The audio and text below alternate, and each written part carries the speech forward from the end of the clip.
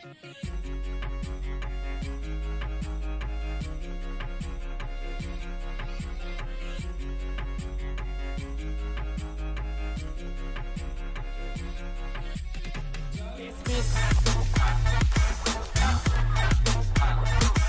कहते सुना होगा तुमने अपने सीनियर्स को कि commerce Baba is an experience, और कॉमर्स बाबा जो करता है बहुत सोच समझ के करता है। सुबह के 8 बजे ही क्यों? क्योंकि तुम वो स्पेशल कुछ लोग हो जो वाकई में कॉमर्स बाबा से पढ़ना चाहते हैं, इसलिए तो अपनी नींद मार के यहां पे बैठे हुए हैं। तो आज हम शुरुआत करेंगे एनालिसिस ऑफ फाइनेंशियल स्टेटमेंट्स के साथ, क्योंकि ये पहली कड़ी है आपको 11th क्लास से 12th क्लास में लाने की। और हां मेरे भाइयों, किसी भी कारण से अगर तुम्हारी कोई भी क्लास मिस हो जाती है, क्योंकि YouTube पे ये वीडियो 8 बजे शुरू होगा और जैसे ही खत्म होगा YouTube से गायब हो चुका होगा। तो अगर किसी कारणवश तुम्हारी कोई क्लास मिस आउट हो जाती है, इन केस तुम्हें कॉमर्स बाबा ऐप पे जाना है, स्टोर सेक्शन के अंदर रिकवरी में तुम्हें वो सारी क्लासेस उस करंट वीक की, जिस करंट वीक में तुमने मिस किया है, उस करंट वीक की एक वीक के लिए वो क्लासेस अवेलेबल मिल जाएंगी। और अगर इन केस तुम्हें ऐसा लगता है कि कॉमर्स बाबा से पढ़ने में मजा आने लगा है और ये जितनी भी क्लासेस हो रही हैं तुम चाहते हो कि ये क्लासेस तुम्हारे पास हमेशा रहें, एटलीस्ट इस साल तक, ताकि तुम कभी भी रिवीजन कर सको, कभी भी पढ़ाई कर सको, तो भी तुम्हारे पास कॉमर्स बाबा ऐप पे ऑप्शन अवेलेबल है बैकअप का। अगर तुम्हारे पास बैकअप कोर्स है तो ये सारी क्लासेस जो हो रही है, ये पूरी क्लासेस तुम्हारे पास बैकअप में रहेंगी थ्रू आउट द ईयर। और लास्टली, तुम्हें सिर्फ बैकअप नहीं चाहिए, तुम्हें एक ऐसा व्हाट्सएप ग्रुप चाहिए जो तुम्हारी डाउट कभी भी सॉल्व कर दे जब तुम एक क्वेश्चन उठा के पोस्ट कर दो, या साथ में तुम्हें नोट्स और वर्कशीट्स भी चाहिए कॉमर्स बाबा की, और टेस्ट सीरीज भी चाहिए, तो भी तुम्हारे पास ऑप्शन है अल्टीमेट पैक लेने का। तो चलो भाई, तुम्हारा भविष्य बनाना शुरू करते हैं, एक माहौल बनाना शुरू करते हैं, देखते हैं ये कॉमर्स बाबा एक्सपीरियंस तुम्हें कहां पे लेके जाता है। शुरू करते हैं। मेरा पहला क्वेश्चन ये है कि तुम लोग बैलेंस शीट के बारे में क्या जानते हो, क्योंकि आज मैं तुम्हें सिर्फ एक कहानी बताने वाला हूँ बहुत अच्छे से। जिन्होंने मेरा 20 डेज प्लेज देखा है, जिन्होंने नहीं देखा है, उससे फ़र्क नहीं पड़ता, बिकॉज आज हम सब बैठे हैं इस टाइमिंग पे जहाँ से हमारे पास एक बहुत छोटी सी शुरुआत लेने का टाइम है। हम बहुत बेसिक से चालू करेंगे और बहुत डिटेल में जाएंगे, लेकिन अगर तुम वाकई में मेरे से पढ़ना चाहते हो तो तुम्हें बिल्कुल डिटेल में मेरे साथ चलना ही पड़ेगा, चाहे कुछ भी हो जाए। तो चलो शुरुआत करते हैं। सबके पास कॉपी होनी चाहिए। अगर कॉपी है तो मुझे कमेंट बॉक्स में यस सर लिख के बोल दो कि सर कॉपी लेके बैठे हुए। अगर यस सर आ गया तो फिर मैं चालू कर सकता हूँ। मैं वेट कर रहा हूँ तुम लोगों का कि मेरे पास जैसी मैसेज आएगा मैं शुरू कर दूंगा।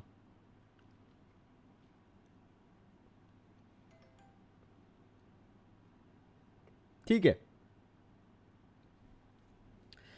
अब मैं तुम्हारे साथ साथ तुम्हें मेरे साथ ड्राइंग करनी है आज। बेसिकली जो तुम और मैं मिलके करने वाले हैं ना, वो अपन ड्राइंग करने वाले हैं। तो जल्दी से अपनी कॉपी में यार फटाफट एक बॉक्स बनाना चालू कर दो, क्योंकि मैं भी बॉक्स बना रहा हूँ और तुम भी बॉक्स बनाओगे।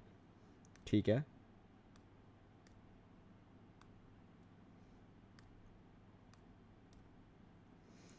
आज अपन दोनों मिलके बॉक्स बनाते हैं सबसे पहले।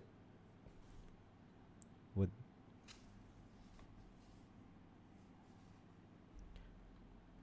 ओके, तो चालू करते हैं।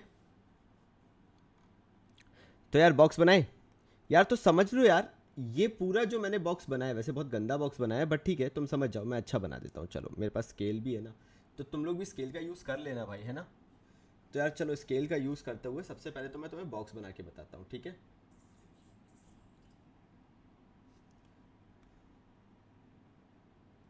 So this is kind of the box.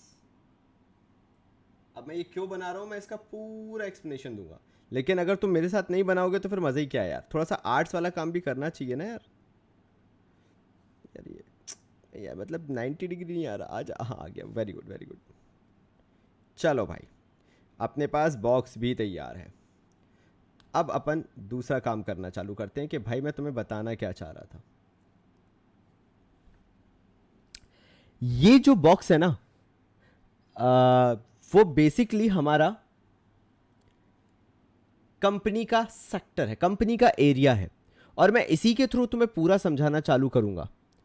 Anil Yadav ने बोला है पूरा डिटेल में पढ़ाइए, जैसे हम छोटे बच्चे हैं, कॉपी लेकर बैठे। तुम देख लो, मैं घर बना रहा हूं यहाँ पे, कहाँ लगे हो तुम। यार अगर तुमने मुझ पे ट्रस्ट किया है ना तो आज मज़े ही आने वाले हैं। मतलब अगर तुमने शॉर्ट में पढ़ के इतना अच्छा लगा है तो सोचो इतना सारा पढ़ के तुम्हें कितना मज़ा आने वाला है। तो मैंने ये घर बनाया है, ठीक है। इसके बाहर का जो एरिया है ना वो मार्केट है हमारा। मैं इसको यहाँ ऐसा लिख देता हूँ कि तुम लोगों को भी दिखाई दे जाए। तो इसके बाहर जो दूसरी दुनिया आती है ये मार्केट वाली एरिया है भाई। ये हमारा मार्केट है इसके जस्ट बाहर। मान लो ये यहाँ पे गेट है और ये हमारा इसके बाहर मार्केट लगता है। बेसिकली मैं तुम्हें ये बताना चाहता हूँ यहाँ पे कि जब भी हम बिजनेस की बात करते हैं और जिस गेट से हम एंटर हो रहे हैं यहाँ पे मैंने बढ़िया सी एक अच्छी सी रोड बना दी है। देखना यार कितनी शानदार रोड लग रही है, देख रहे हो तुम। डांबर की मैंने रोड बनाई है। लक्ष्मण रेखा है, माही बिल्कुल सही बोला, लक्ष्मण रेखा है और ये डांबर की रोड जा रही है। मैं इसको थोड़ा सा सही भी बना देता हूँ ताकि लगे भी कि रोड जैसी है। होगा क्या, मुझे तुमसे पहला सवाल यही करना है इससे रिलेटेड कि यार मुझे ये बताओ कि बिजनेस के अंदर, ध्यान से सुन लेना यार मेरी बात, मैं जो चीज़ पूछ रहा हूँ, बिजनेस के अंदर कितनी सारी चीज़ें होती हैं, मतलब कितने सेक्टर में बिजनेस डिवाइडेड रहता है। मैं यहाँ पे 3 पार्ट में डिवाइड कर रहा हूँ, 1 2 और ये बेचारा तीसरा। ये एक गेट दे दिया मैंने क्योंकि बाहर निकलने की ज़रूरत है। यहाँ पे भी एक मैंने गेट दे दिया और यहाँ पे भी मैंने एक गेट दे दिया। मैंने ये 3 पार्ट में अपने पूरे बिजनेस को डिवाइड किया है। मैं बस तुमसे इतना पूछना चाहता हूँ कि ये मैंने जो 3 पार्ट में डिवाइड किया है, आखिर ये मैंने बिजनेस के अंदर क्या क्या बनाया है, कैसे मैं बिजनेस को ये 3 पार्ट में डिवाइड कर रहा हूं। क्यों मैं बोल रहा हूं कि जो इंडस्ट्रियल एरिया होता है उसके अंदर 3 पार्ट होने जरूरी है। ऐसा क्यों जरूरी है, हम बिजनेस को 3 पार्ट में क्यों बांटेंगे। तो ठीक है, अगर तुम लोग आंसर दे रहे हो, एक ने आंसर दिया है वेयर हाउस, क्या बात है भाई। अगर आपने वेयर हाउस बोला है तो बिल्कुल सही है। सेकंड वाला मैं वेयर हाउस ही बनाने वाला था, मजा ही आ गया भाई। आशीष कुमार चौधरी, मजा ही आ गया। अच्छा, पहला वाला फैक्ट्री है, चलो तो सबसे कोने में सबसे बिल्कुल एज पे हम फैक्ट्री को फेंक देते हैं। ना ना ना कशिश, मैं यहाँ पे बात कर रहा हूँ, मान लो तुम अपने घर के पास किसी इंडस्ट्रियल एरिया पे गए। वहाँ जब तुम इंडस्ट्रियल एरिया में पहुँचे तो तुमने एक कंपनी का बड़ा सा बोर्ड लगा देखा। चौकीदार से तुमने बात की, तुमने बोला यार मुझे अंदर से ये इंडस्ट्री देखनी है। तो सबसे पहले जैसे ही तुम घुसे ना यार, मैं छाबड़ा भाई साहब से, कशिश छाबड़ा भाई साहब से बात कर रहा हूँ, जैसे ही तुम घुसे तुमने आलीशान ऑफिस देखा। शानदार सा एक ऑफिस बना हुआ था, बढ़िया एकदम, सब साफ सूफ एकदम अच्छा सा। तो वो सबसे पहले तुम्हें ऑफिस पड़ा, ये ऑफिस को मैंने नंबर 1 दिया। फिर तुम आगे बढ़े, तुमने सोचा यार मैं आगे जाके भी तो देखूं क्या है। तो दूसरे नंबर पे जब तुम गए तो तुमने देखा वेयर हाउस है। फिर तुम्हें गाड़ी से और आगे ले जाया गया, तुम्हें पूरा डेजी ने भी बिल्कुल सही आंसर दिया है। ऑफिस प्रोडक्शन थोड़ा सा गलत है, वो वेयर हाउस हो जाएगा। तो तुम और जब गाड़ी में बैठ के गए, बढ़िया, तुमने देखा कि अच्छा लास्ट में फैक्ट्री है। तो तुम्हें फैक्ट्री के बारे में पता चल गया। तो तुम्हें पता चला यार कि ये जो पूरी एक कंपनी होती है, जैसा जैसा मैं लिख रहा हूं तुम्हें भी लिखना है भाई, है ना। ये जो पूरी कंपनी होती है, ये कंपनी कैसे बनती है, इसके अंदर ऑफिस होता है, इसके अंदर वेयर हाउस होता है, इसके अंदर फैक्ट्री होता है।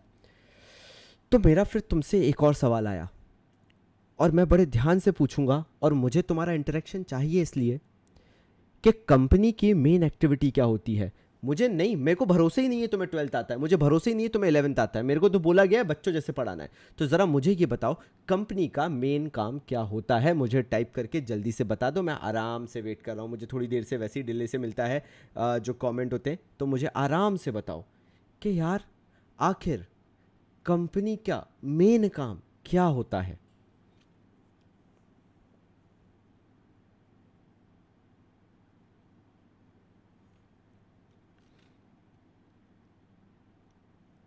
ठीक है, सागरिका का मेरे पास आ चुका है, प्रोडक्शन होता है, बिल्कुल सही है। मोहम्मद सैम का भी आ चुका है, प्रोडक्शन है। फिर हम मैथ्स एंड फिजिक्स, प्रॉफिट नहीं है, काम की बात कर रहा हूं मैं। काम क्या करते हैं, प्रॉफिट कमाना। Yes, they earn profit, that is a natural thing. जैसे मैं, अगर मुझसे कोई पूछेगा तो आप काम क्या करते हो, तो मैं बोलूंगा टीचिंग। हाँ, फिर मुझे उसकी फीस मिलती है, तो फीस नहीं बोलूंगा मेरा काम होगा टीचिंग। तो मैं वही बात कर रहा हूं, प्रोडक्शन, ठीक है। खुशी, profit earning through production, not profit earning and production. याद रखना, कहीं पे लिखो तुम खुशी जल्दी से जाके, प्रॉफिट अर्निंग थ्रू प्रोडक्शन। माही, मैंने तुम्हें बता दिया कि प्रॉफिट अर्न करना है, माना दिस इज अर्निंग, बट हम करते क्या हैं, प्रोडक्शन करते हैं। Sale of good, guinea pig, अच्छा भाई, सेल ऑफ गुड्स बिल्कुल सही है, बट प्रोडक्शन तुमने जो पहले लिखा है वो बिल्कुल सही है। बिल्कुल सही जा रहे हो यार, मज़ा ही आ गया, ठीक है। आगे ना ना ना ना ना ना उदय प्रकाश पांडे, आंसर बहुत शानदार लगा, पता है मुझे। To return the profit to owners against capital invested by owner. मैं समझता हूं तुम्हारे इमोशंस को, लेकिन ध्यान देना, मैंने बोला कि मुझे लगता है कि तुम्हें कुछ आता ही नहीं है, उसके हिसाब से मुझे बताओ। कुछ आता ही नहीं है तुम्हें। अगर मैं तुमसे उस हिसाब से पूछूं तो तुम्हें बिल्कुल देहाती आंसर जो है ना, वो पता है क्या देना है कि यार बाबा जी, कंपनी का काम होता है प्रोडक्शन करना, तो मैं यहां पे लिख रहा हूं ऊपर प्रोडक्शन। क्यों? क्योंकि भाई बिना प्रोडक्शन के काम हो ही नहीं सकता, कुछ भी नहीं हो सकता। इतनी गंदी मैंने जो पिक्चरें बनाई है वो किस लिए बनाई है? क्योंकि ये कंपनी एस्टैब्लिश ही होती है प्रोडक्शन के कारण। मेरा नेक्स्ट सवाल, मैं बहुत आराम से जाऊंगा, हो सकता है तुम्हें बोरियत भी लगे, लेकिन मैं जल्दबाजी नहीं करूंगा। अनिल यादव ने भी बिल्कुल सही बात बोली है। रॉ मटेरियल को फिनिश्ड गुड्स में कन्वर्ट करना यानी मैन्युफैक्चरिंग करना यानी प्रोडक्शन करना। सल्यूट है भाई तुम लोगों को यार। Rupanshu Juneja, again a little bit right answer but indirect answer. Direct काम क्या है? प्रोडक्शन करना। प्रोडक्शन अच्छा करोगे, सामान अच्छा बनाओगे तो गुडविल ऑटोमेटिकली बन जाएगी। बहुत ही शानदार। सोनिका छाबड़ा ने भी बिल्कुल सही आंसर दिया, मैन्युफैक्चरिंग या प्रोडक्शन। तो अगर कंपनी के साथ साथ तुम उसमें आगे लिखना चाहते हो, मैं कंपनी को कर देता हूं अभी के लिए। तो ये भाई मैंने पॉइंट लगा दिया, और इसको मैन्युफैक्चरिंग भी बोल सकते हो, चलेगा। ठीक है, मेरी फोटो के पीछे छुप जाए तो दिक्कत नहीं है, मैंने मैन्युफैक्चरिंग पूरा लिखा है। तो एक कंपनी जो है या तो मैन्युफैक्चरिंग करती है या तो प्रोडक्शन करती है, दोनों एक ही चीज है, दोनों में कोई डिफरेंस नहीं है। मेरा नेक्स्ट क्वेश्चन आपके पास जो मैं थ्रू आउट करके आपसे बोल रहा हूं, बिल्कुल दिमाग लगाना, अच्छे से सोचना, और मुझे यह बताना कि प्रोडक्शन और मैन्युफैक्चरिंग से सबसे क्लोजली रिलेटेड तीनों में से कौन है? फैक्ट्री है, वेयरहाउस है, या ऑफिस है? और बाबा जी का चमत्कार मान के चलना, तुम्हारे तीनों चैप्टर हो जाएंगे इसमें, कैश फ्लो भी हो जाएगा, रेशियो भी हो जाएगा। लेकिन मुझे आराम से बताओ, प्रोडक्शन या मैन्युफैक्चरिंग से सबसे क्लोजली रिलेटेड कौन है? फैक्ट्री है, वेयरहाउस है, या ऑफिस है? मुझे बताओ भाई कौन है, मैं वेट कर रहा हूं। अच्छा, सोनिका से आर्यन छाबड़ा। अच्छा आर्यन भाई, आर्यन भाई जल्दी बताओ यार, जल्दी बताओ, मैं वेट कर रहा हूं।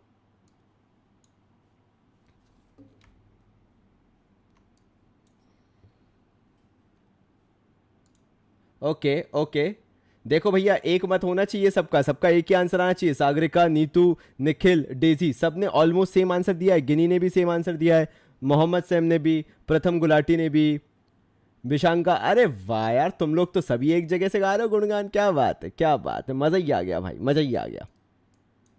फैक्ट्री, तो एक चीज मानते हो तुम कि कंपनी का प्रोडक्शन या मैन्युफैक्चरिंग डायरेक्टली एसोसिएटेड होता है फैक्ट्री से? यस और नो? मैं अंग्रेजी में बोल रहा हूं, factory is directly related to production और मैन्युफैक्चरिंग। यस और नो बोल दो बस, मैं बस यही पूछना चाहता हूं। फिर से बोल रहा हूं, production and manufacturing is directly related to factory.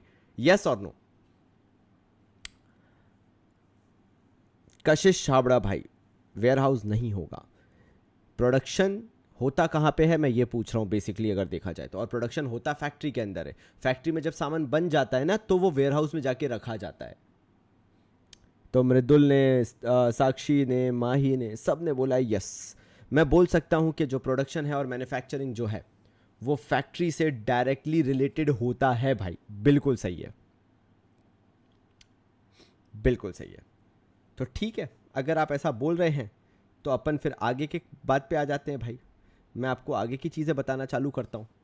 अगर आपने बोला है कि फैक्ट्री डायरेक्टली रिलेटेड है, तो मैं आ जाता हूँ सीधे फैक्ट्री पे। ठीक है, ये देखो मैंने कितना शानदार सा फैक्ट्री लिख रखा है। ठीक है, अब मैं तुमसे कुछ बहुत अच्छी चीज़ डिस्कस करने वाला हूँ।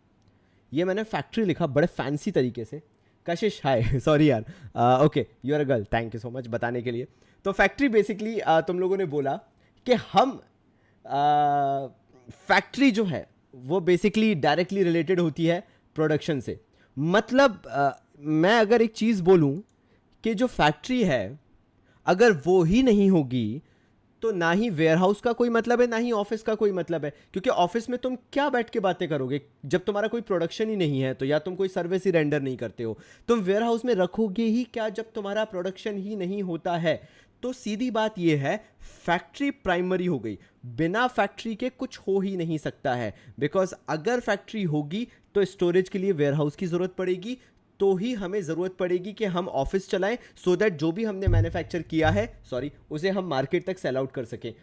अगर हमारे पास फैक्ट्री ही नहीं है, ध्यान देना, अगर हमारे पास फैक्ट्री ही नहीं है तो ना ही मैं वेयरहाउस का कोई काम करूंगा, ना ही मैं कोई और काम कर सकता हूं। क्या सब मुझसे इस बात पे एग्री होते हैं? आई नीड अ यस और अ नो।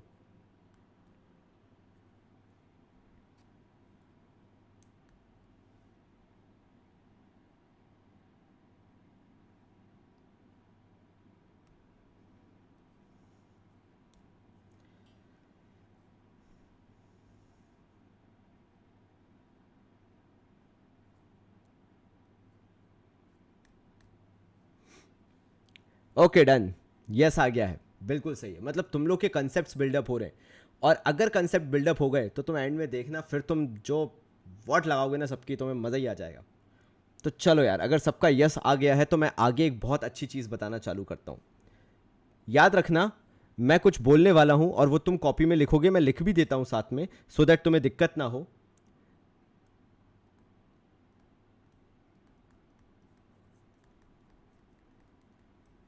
मैं अपने आप को थोड़ा सा और छोटा कर लेता हूँ ताकि तुम लोगों को दिखता रहे।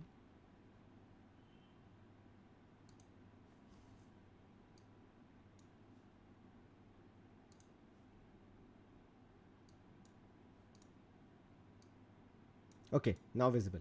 तो फैक्ट्री इज डायरेक्टली, और डायरेक्टली को मैं अंडरलाइन कर रहा हूं, देख लेना, फैक्ट्री इज डायरेक्टली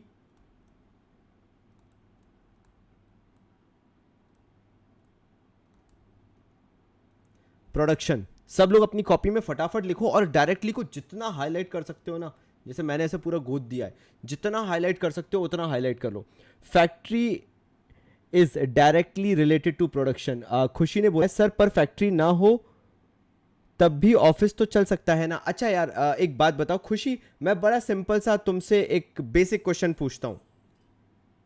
मान लो पार्ले जी जो बिस्किट बनाती है, उसने बिस्किट बनाना ही बंद कर दिया है खुशी यार, उसने सोचा नहीं मुझे बिस्किट नहीं बनाने, छोड़ो।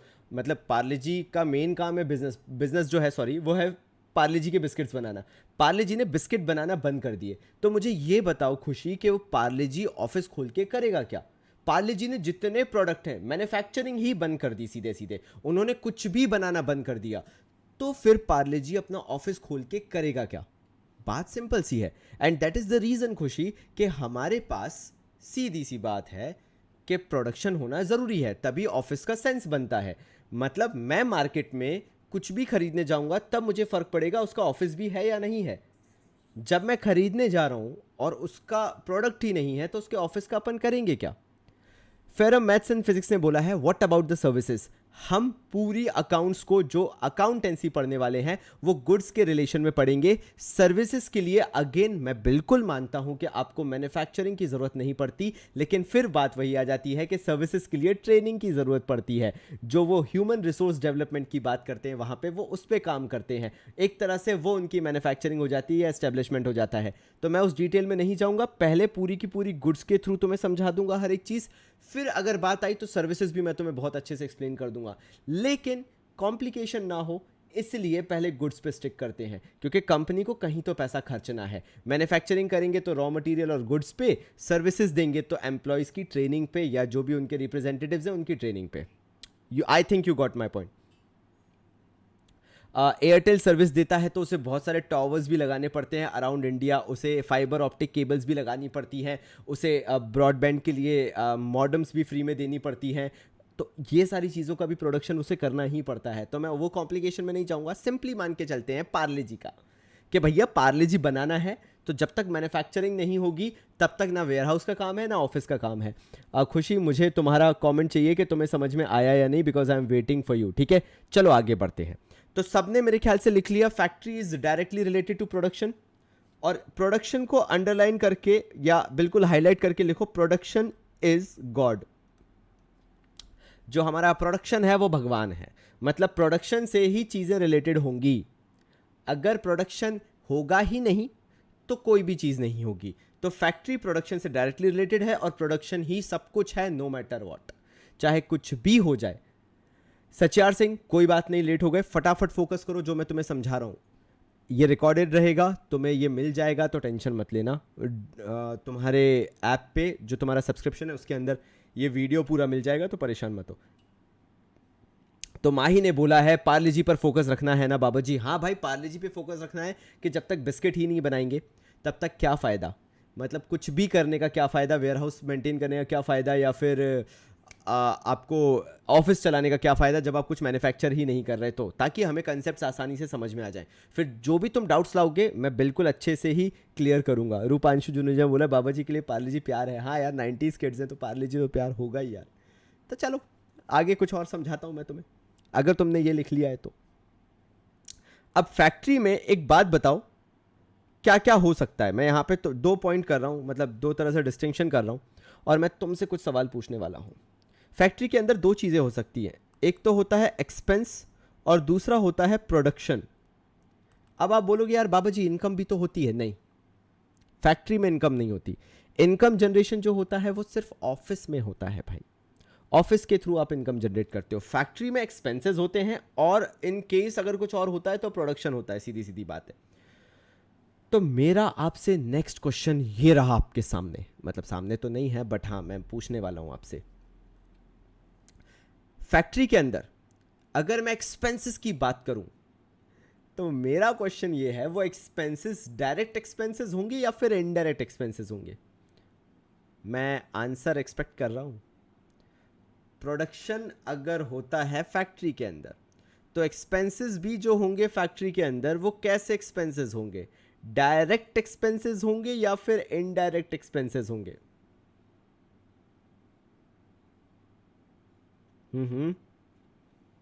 Okay good. अच्छा, बाकियों का भी आन दो आंसर, फिर मैं देखता हूं। Production is the by product of income, income is the by product of production यार। Direct direct direct direct direct indirect. Salary wages repair Daisy, salary is not direct, salary is not direct Daisy. यही तो मैं बनाने आया हूँ concepts, यहीं पे तो मैं कंसेप्ट्स बनाने आया हूँ। Direct direct direct. ठीक है, मैं यहां पे एक और क्वेश्चन पटक रहा हूं तुम्हारे सामने। कंपनी मेन काम क्या करती है, ऐसे लिंक बनाएंगे सब लोग। मैं तीसरा पेज ओपन कर रहा हूं, उसके बाद मैं वापस इस पेज पे आऊंगा, तो कोई दिक्कत नहीं है। मैं तीसरा पेज ओपन कर रहा हूं और एक चार्ट बना रहा हूं, तुम वो बनाओगे मेरे साथ साथ। तो सबसे पहले मैं ऊपर लिखूंगा भाई कंपनी। कंपनी का कोर काम होता है प्रोडक्शन।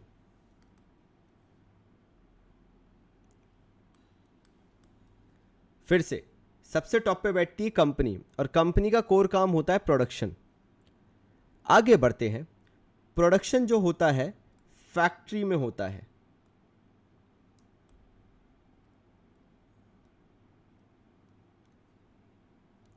यहां पे जो लिंक पूरा बैठ रहा है वो डायरेक्ट लिंक बैठ रहा है।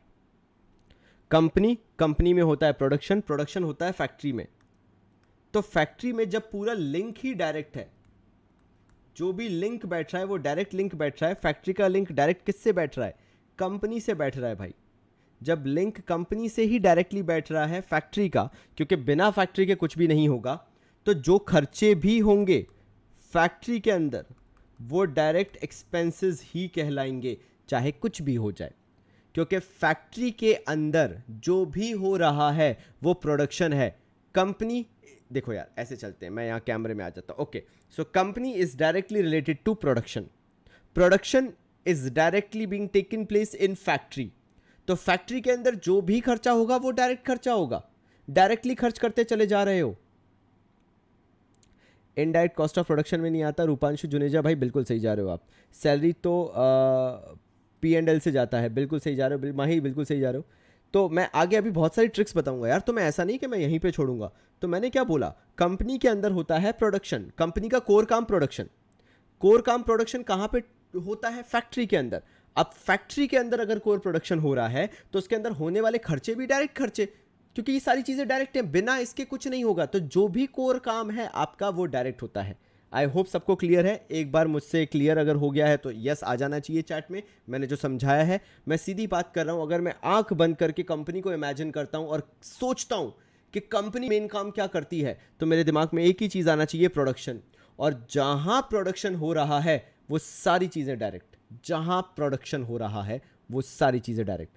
सर फैक्ट्री में काम करने वालों को वैसे भी वेजेस मिलती है, सैलरी तो ऑफिस वालों को मिलती है ना बाबा जी। माही बिल्कुल सही बोल रहे हो, मुझे बस यस की दरकार है। अगर यस मेरे पास आ जाएगा तो मैं समझ जाऊंगा, सबको ये समझ में आ गया है कि why it is being termed as the direct expenses. सबको क्लियर होना चाहिए कि मैंने डायरेक्ट एक्सपेंसेस क्यों बोला, नाम क्यों पड़ा उसका डायरेक्ट एक्सपेंसेस, मैंने बहुत ही क्लियरली बोला है। ओके सबको क्लियर है, सबको क्लियर है, गुड। नीतू साही प्रथम, वेरी गुड। आर्यन छाबड़ा, मेरे पास अभी तक रौनक का भी आ गया मेरे पास मैसेज, डेजी का मेरे पास अभी तक मैसेज नहीं आया। कहाँ पे हो, कहाँ पे हो? चैट मेरे पास नहीं आई है डेजी की। सबका आ गया। रौनक अरोरा भाई ने बोला रिपीट कर दो। मृदुल मृदुल सिंगला, मैं उसकी बात भी कर दूंगा, कोई दिक्कत नहीं है। रौनक मैं तुम्हारे लिए एक बार फिर से रिपीट कर देता हूँ। सचियार सिंह, मैं आपसे फिर भी एक बार, आपको भी एक बार क्लियर कर देता हूँ।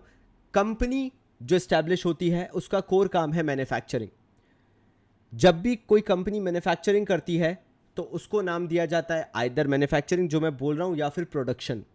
प्रोडक्शन जो होता है वो फैक्ट्री में होता है, तो कंपनी का कोर काम प्रोडक्शन, और प्रोडक्शन जो हो रहा है वो हो रहा है फैक्ट्री के अंदर। So production and factory are directly related. Production होता ही फैक्ट्री के अंदर है, तो production and factory directly related हो गए, डायरेक्ट रिलेशन हो गया। अब फैक्ट्री के अंदर जो भी खर्चा करोगे, क्योंकि factory is directly related to production, तो फैक्ट्री में होने वाले खर्चे भी डायरेक्ट खर्चे हो गए, डायरेक्ट एक्सपेंसेस हो गए। आई होप सबको क्लियर होता चल रहा है। ओके डेजी का भी मेरे पास मैसेज आ गया, केशव का भी आ गया, विराज का भी आ गया। ओके सबको क्लियर है।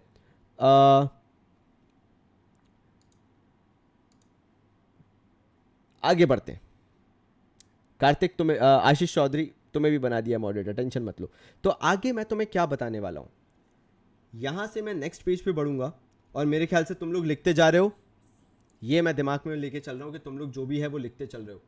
तो मैं तुम्हें नेक्स्ट चीज़ बताने वाला हूँ। डायरेक्ट एक्सपेंसेस की बात कर ली, अब मैं तुम लोगों के कन्फ्यूजन दूर करूंगा कि ये डायरेक्ट एक्सपेंसेस होते कौन कौन से हैं और शुरुआत कैसे होती है। हम मान के चलते हैं एक रनिंग बिजनेस है, और रनिंग बिजनेस जो है वो सालों से काम करता चला आ रहा था, कि यार साल ख़त्म हुआ 31 मार्च 2020 को, ये हमारा अकाउंटिंग ईयर एंड हुआ। एक बात बताओ यार, अगर 31 मार्च 2020 लगता है, सर पर ऑफिस भी कंपनी में होता है। हाँ भाई मैं ऑफिस पे भी आऊँगा, थोड़ा टेंशन कम लो, मैं पूरा ये समझा के ही जाऊँगा आज, ताकि तुम्हें कोई भी ऑप्शन में टेंशन रहे ही ना, मैं पूरी चीज़ समझाऊँगा। तो यार साल का एंड था, 31 मार्च 2020 आया, कंपनी के पास कुछ रॉ मटेरियल ऑलरेडी बचा हुआ था, कंपनी ने पूरा रॉ मटेरियल खर्च नहीं किया था, समथिंग रिमेनिंग था 31 मार्च 2020 के आसपास। तो कंपनी ने क्या किया, उस रॉ मटेरियल को उठाया और कंपनी ने उसको नेक्स्ट ईयर में शिफ्ट कर दिया। यानी नया अकाउंटिंग सेशन जो चालू होगा वो 2020-21 होगा, जो तुम्हारा अभी एकेडमिक ईयर होने वाला है। उस रॉ मटेरियल को उसमें शिफ्ट कर दिया गया। तो जब करंट ईयर के बारे में हमने चालू किया तो हमें पता चला भाई कि करंट ईयर में हमारे पास शुरुआत में ही ओपनिंग स्टॉक है, शुरुआत में ही रॉ मटेरियल है। तो ये जो रॉ मटेरियल है, किसी भी साल की शुरुआत में सबसे पहले मैं 2 साइड पे लिखना चालू करता हूं, ओपनिंग स्टॉक। हमारे पास भाई ओपनिंग स्टॉक आ गया। ये ओपनिंग स्टॉक का मतलब हुआ जो पिछले साल से हमारे पास बचा हुआ था, हमने उठाया ओपनिंग स्टॉक और उसको हमने लिख दिया। अब यार मैं कंफ्यूजन में पड़ गया यार कि हाँ ठीक है ओपनिंग स्टॉक तो आ गया भाई, आगे क्या? तो सोचो ध्यान से, फैक्ट्री के अंदर जब भी प्रोडक्शन करना होता है तो हमें किन किन चीज़ों की ज़रूरत पड़ती है। तो सबसे पहले ओपनिंग स्टॉक के बाद अगर किसी चीज़ की मेरे को ज़रूरत है तो वो है लेबर की, यानी वेजेस की एंड सैलरीज की। अब यार यहाँ पे मैंने बात काट दी यार, मैंने बोला था सैलरीज आते ही नहीं है, लेकिन मैंने तो वेजेस एंड सैलरीज लिख के रखा हुआ है। तो बताओ यार, मैं फिर से थोड़ा सा पॉज ले रहा हूँ। ओपनिंग स्टॉक तो मैं समझ गया, ये रॉ मटेरियल है, और रॉ मटेरियल फिनिश्ड गुड्स में जो कन्वर्ट होता है वो फैक्ट्री के अंदर ही कन्वर्ट होता है, मैं बिल्कुल समझ गया बात। लेकिन ये रॉ मटेरियल फैक्ट्री में लिखने के बाद जब मैंने नीचे लिखा वेजेस एंड सैलरीज, तो मैंने सैलरीज क्यों लिखा यार? सैलरीज तो आना ही नहीं चाहिए ना, फैक्ट्री में कौन सैलरीज देता है? फैक्ट्री में तो सिर्फ लेबर होता है ना, और लेबर को तो वेजेस दी जाती है, तो सैलरीज कहाँ से आया? मेरा ये सवाल है। नहीं मशीनरी गलत है यार, आर्यन छाबरा भाई बिल्कुल गलत है। पावर वो बाद में बात करेंगे, पावर की मोहम्मद सैम भाई, गुड्स की भी गलत है यार, सैलरीज कैसे देंगे यार, जरा मुझे बताया जाए। वेजेस पहले आए हैं ना माही, थोड़ा थोड़ा सही पकड़ रहे हैं आप। वेजेस पहले है, सचियार सिंह सही पकड़ रहे हैं। Wages and salaries direct. अच्छा तो वेजेस पहले आने से क्या मतलब हो गया, चलो बताओ, यही बता दो मुझे। पहले वेजेस आया है तो उससे क्या Mahi, you have earned, you have earn the seat of moderator. जो आंसर्स अच्छे अच्छे देते जाएगा मैं उसको मॉडरेटर बनाते जाऊंगा। दैट मीन्स आप चैट को भी रेगुलेट कर सकते हैं। तो चलो यार माही, मैंने तुम्हें भी मॉडरेटर बना दिया है, because wages return first and wages are direct expense. तो इससे फर्क क्या पड़ता है। फोरमैन सुपरिटेंडेंट, डेजी ने सही आंसर दिया है। आशीष कुमार, क्लास में बताया अगर वेजेस पहले है तो वो डायरेक्ट है, बट लॉजिक नहीं बताया। अच्छा भाई, मैनेजर्स भी होते हैं। देखो यार, अकाउंटिंग का सिंपल सा फंडा मैं बताता हूं, और ये बहुत बेसिक कॉमन सेंस वाला फंडा है। जो पहले लिखा जाता है वेटेज उसका ज़्यादा माना जाता है, कि लमसम में जो फैक्ट्री के अंदर दिया जाता है वो वेजेस है। लेकिन क्योंकि फैक्ट्री को रेगुलेट करने के लिए कुछ फंक्शनल फोरमैन भी होने चाहिए, कुछ मैनेजर्स भी होने चाहिए, तो कुछ लोगों को सैलरीज भी दी जाती है। इसका मतलब ये हुआ कि वेजेस पहले दी जाती है और सैलरीज उसके बाद कुछ एक लोगों को दी जाती है जो मैनेज करने का काम करते हैं। तो इसलिए वेजेस के पहले आने का मतलब यह है कि वेजेस का वेटेज ज़्यादा है, और मैक्सिमम फैक्ट्री के अंदर जो पे आउट किया जाता है लेबर्स को वो वेजेस होता है, और सैलरीज कुछ एक आध दो पांच लोगों को ही दिया जाता है। तो हमने चालू किया ओपनिंग स्टॉक से, जो कि हमारा नंबर 1 था। हम वेजेस पे आए, जो कि हमारा नंबर 2 है। वेजेस एंड सैलरीज ने क्या बताया कि हाँ भाई, जो भी प्रोडक्शन होगा उसके साथ हमें वेजेस एंड सैलरीज भी देनी पड़ेंगी। लेकिन क्या ऐसा हो सकता है कि पिछले साल का जो बचा हुआ स्टॉक है, जो करंट ईयर में आके ओपनिंग स्टॉक हो गया है, उसी से पूरा प्रोडक्शन हो जाए? मुझे तो नहीं लगता। हाँ भैया, पिछले साल में हमारे घर में भी कुछ आटा बच गया था। इसका मतलब ये नहीं कि नए साल में हम आटा नहीं खरीद के लेके आएंगे, ज़रूरत पड़ेगी भैया, नेसेसिटी है। ऐसे ही कंपनी को भी खरीदना पड़ता है, तो कंपनी भी परचेज करती है और वो कहलाता है परचेजेस। और परचेजेस से आपको मालूम ही होगा, परचेज रिटर्न माइनस होता है, या फिर इसको एक और नाम दिया जाता है रिटर्न आउटवर्ड्स। जो परचेज करके आप माइनस करते हो परचेज रिटर्न, उसको रिटर्न आउटवर्ड भी नाम दिया जाता है। हाँ, बहुत ज़्यादा बोल लिया। आगे बढ़ते हैं। परचेजेस भी तो आएगा भाई, लिख दिया यार, बिल्कुल लिख दिया यार, काय को परेशान हो रहे हो, बिल्कुल लिख दिया, परचेज माइनस परचेज रिटर्न करके लिख दिया है। परचेज करना पड़ेगा। खुशी बिल्कुल सही जा रहे हो अब आप, ये हुई ना बात, आप कॉन्फिडेंट लग रही है यार खुशी यार। रूपांशु भी बिल्कुल सही जा रहा है यार, क्या बात है, माहौल बना रहे हो तुम लोग तो यार, ऐसे बनना चाहिए ना यार। हाँ, लगना चाहिए अपन पढ़ाई कर रहे हैं, ठीक है, सही जा रहे। लेकिन भाई ऐसी ऐसी बनाना पड़ेगा भाई माहौल, तभी मज़ा आएगा। अपन यहाँ तक पहुँच चुके हैं, मैं आगे जाने वाला हूँ। अभी आगे जाऊँ क्या? बिल्कुल ठीक है, जैसा आप लोग हुक्म करें मैं आगे चला जाता हूँ, जैसा आप लोग बोलेंगे वैसा चलता चला जाएगा। अब परचेज भी कर लिया, ओपनिंग स्टॉक भी है, लेबर वगैरह भी है, तो फिर यार फैक्ट्री में कोल भी तो लगेगा, फ्यूल भी तो लगेगा, गैस भी तो लगेगा। तो कोल फ्यूल गैस मैंने अलग लिख दिया। अब मैं यहाँ पे लिख रहा हूँ पार स्लैश करके इलेक्ट्रिसिटी। मुझे बताओ दोनों में से गलत कौन सा है। कोल फ्यूल गैस तो सही है, वो मुझे पता है। टू पार स्लैश इलेक्ट्रिसिटी लिखा है मैंने, इसमें से गलत कौन सा है? जल्दी बताओ भाई, मैं वेट कर रहा हूं बड़े बेसब्री से।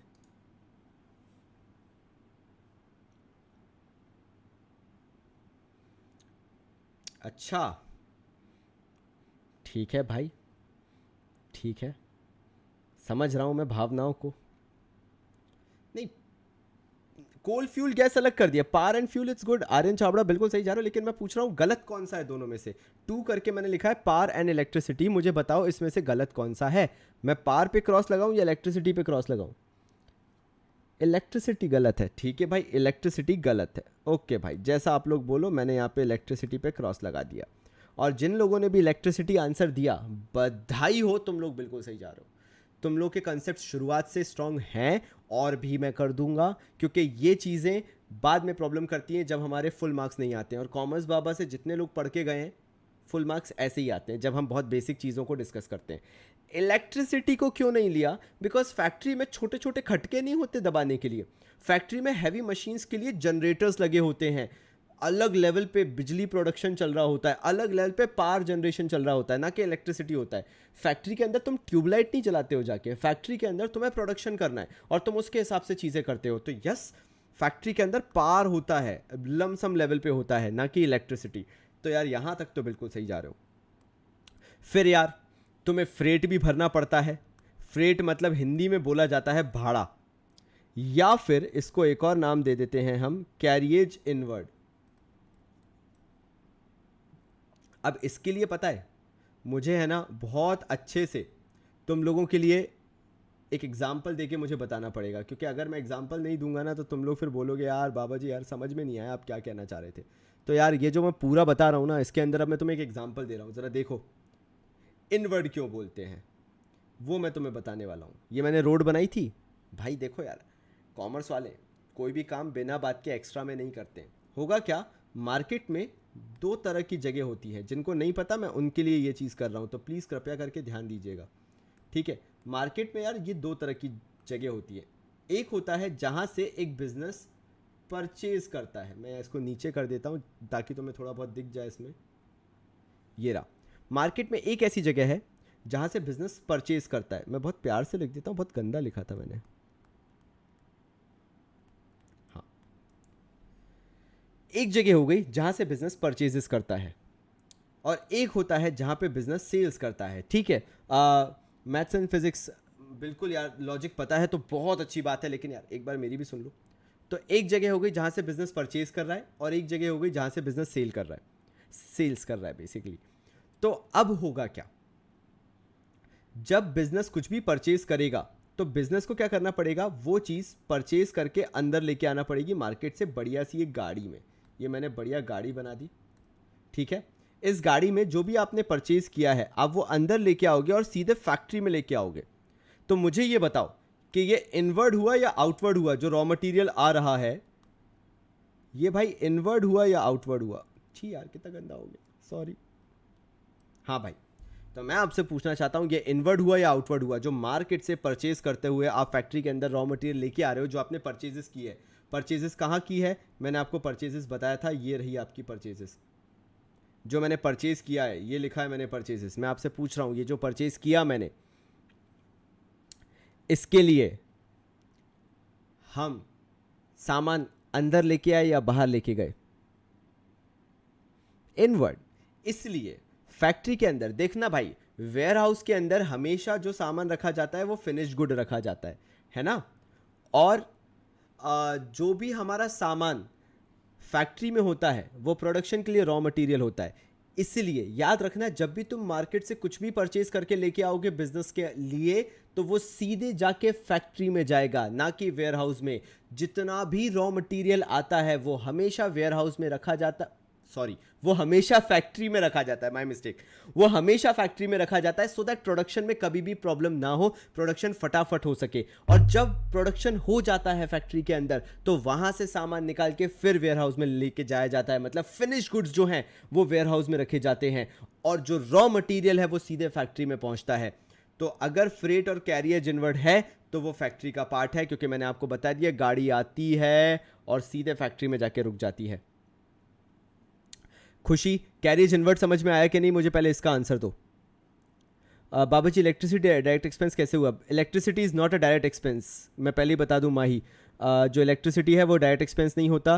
कैरियर इनवर्ड, खुशी अगर तुम्हें समझ में आ गया है तो यस टाइप कर देना। आउटवर्ड मैं तुम्हें समझाऊंगा, अभी उसमें टाइम है। पहले इतनी चीज़ें समझ में आ गई तो सबका यस आ जाना चाहिए कि फ्रेट और कैरियर इनवर्ड तक अपन आ चुके हैं। मैं वेट कर रहा हूँ।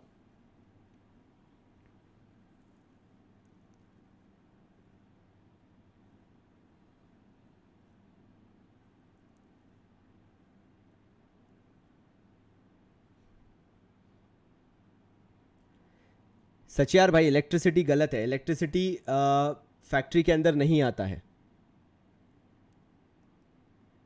फिर हम या ये बात है ना, अपनी ट्यूनिंग होती है, अपने आइडियाज़ मैच करते हैं यार, अपने आइडियाज़ मैच करते हैं। ओके गुड, सबके यस आना चालू हो गए। पार डायरेक्ट एक्सपेंस है, पार यस, पार मैं लिख देता हूँ यहाँ पे। मैंने अभी जितने भी लिख रखे हैं ये सारे डायरेक्ट एक्सपेंसेस ही हैं, जितने भी मैंने लिख रखे हैं चेक कर लो एक बार। ये जितने भी यहाँ पे लिखे हुए हैं सारे डायरेक्ट एक्सपेंसेस हैं। ये सारे जो हैं, मैं बात कर रहा हूँ फैक्ट्री रिलेटेड आइटम्स की, ये सारे फैक्ट्री रिलेटेड आइटम्स हैं जितने भी लिखे हुए हैं। पावर डायरेक्ट एक्सपेंस है, बिल्कुल सही बोला है। इलेक्ट्रिसिटी नहीं होता है, पावर डायरेक्ट एक्सपेंस होता है। ओके सचियार सिंह भाई, बिल्कुल यार बिल्कुल। तो चलो सबको समझ में आ गया यहाँ पे। मेरे को अभी कुछ लोगों के रिप्लाई, मैं वेट कर रहा हूँ सबके रिप्लाई आने का, भी कुछ लोगों के रिप्लाई नहीं है, और क्यों नहीं है मैं ये जानना चाहता हूँ।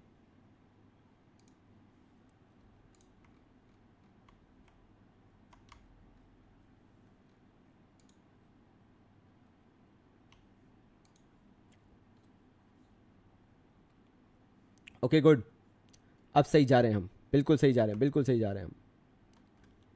ठीक है चलो डन, आगे बढ़ते हैं। अब आगे ना सबके रिप्लाई, यही तो चाहिए ना यार। ठीक है तो आगे बढ़ते हैं यार, और मैं कुछ और इंटरेस्टिंग तुम्हें बताने वाला हूँ उसके अंदर, ताकि तुम्हें समझ में आ जाए कि क्या क्या चीज़ें ली जाती हैं भाई। तो यार इसके बाद एक चीज़ पे ध्यान देना। जब मैंने तुम लोग को इतनी सारी चीज़ें यहाँ पे बता दी कि ये चीज़ें तुम्हें लेनी है और ये पार्ट बनती है डायरेक्ट एक्सपेंसेस का, तो ये मैंने क्यों बताया, क्योंकि नेक्स्ट जल्दी से एक पेज निकालो और उसके अंदर जो मैं तुम्हें बता रहा हूँ वो लिखना चालू करो।